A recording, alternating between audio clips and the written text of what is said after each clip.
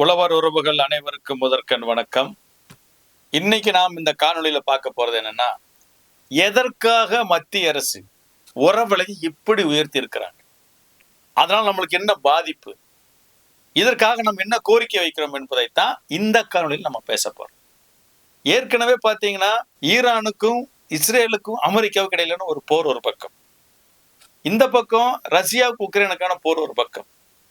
இந்த போரால பார்த்தீங்கன்னா கச்சா எண்ணெய் உலகம் பூரா போய் சேராதல் என்ன பண்ணனா, உர தயாரிப்பு இருக்கு. இன்னைக்கு முக்கிய மூலப்பொருளா இருக்கக்கூடிய இந்த பெட்ரோலியம் நாப்தா ப்ராடக்ட் பார்த்தீங்கன்னா விலை அதிகமாக உயர்ந்திருக்குது. அப்போ உலக அளவுல உர விலை உயர்ந்திருக்குது, இந்தியாவில் மட்டும் உயர்லைங்கிறத நீங்க பார்க்கணும். சரி, இந்த உயர்ந்த உர விலை எவ்வளவு உயர்ந்திருக்குது அப்படின்னு பார்த்தீங்கன்னா, இந்த பேக்டம் பாஸ் 20க்கு 20 பார்த்தீங்கன்னா ஒரு மூட்டைக்கு 400 ரூபாய் உயர்த்தப்பட்டு இன்னைக்கு 2150 ரூபாய்க்கு விற்கிறாங்க.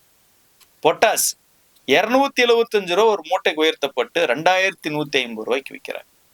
காம்ப்ளெக்ஸ் 250 ரூபா ஒரு மூட்டைக்கு உயர்த்தப்பட்டு 2450 ரூபா அதுவும் வந்தாச்சு. அமோனியம் சல்பேட் மூட்டைக்கு 200 ரூபா உயர்த்தப்பட்டு 1400 ரூபாய்க்கு வந்து நிற்கிது.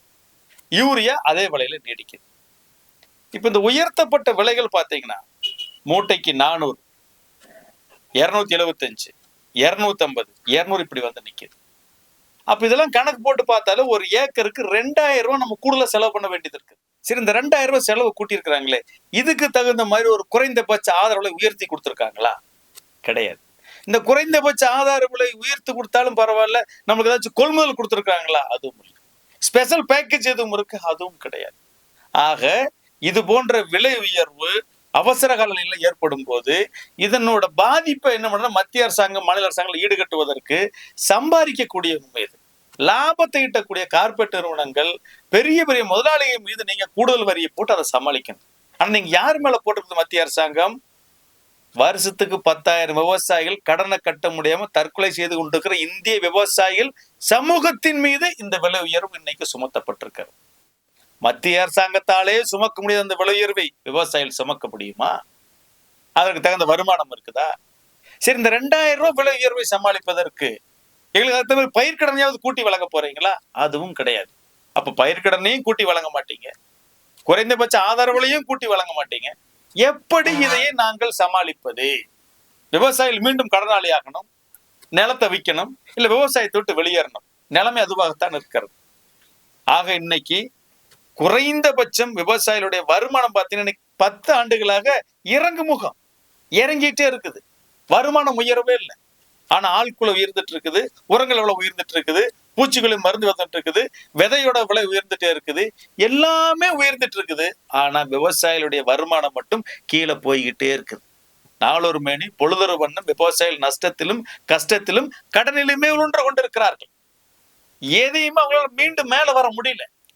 இப்படி இருக்கிற சூழலில் மத்திய அரசு இந்த சுமையை யார் ஏத்துக்கணும்? இது போன்ற கடந்த காலங்களில் ஏற்பட்ட அவசர சூழல் எல்லாமே பாத்தீங்கன்னா மத்திய அரசாங்கம் என்ன பண்ணுவாங்க, அமைச்சரவையை கூட்டி பிரதமர் தலைமையில உரமணியத்தை உயர்த்தி விவசாயிகளை காப்பாத்துவாங்க. அப்ப விவசாயிகளை உரமணியத்தை உயர்த்தி காப்பாற்றுன்னு எதிர்பார்த்தா இங்கே மத்திய அரசு பிரதமர் மோடி அவர்கள் விவசாயிகளை கைவிட்டு விட்டாருன்னு விவசாயிகள் இன்னைக்கு புலம்புறாங்க, ரொம்ப கஷ்டப்படுறாங்க, ரொம்ப வேதனையில் இருக்கிறாங்க.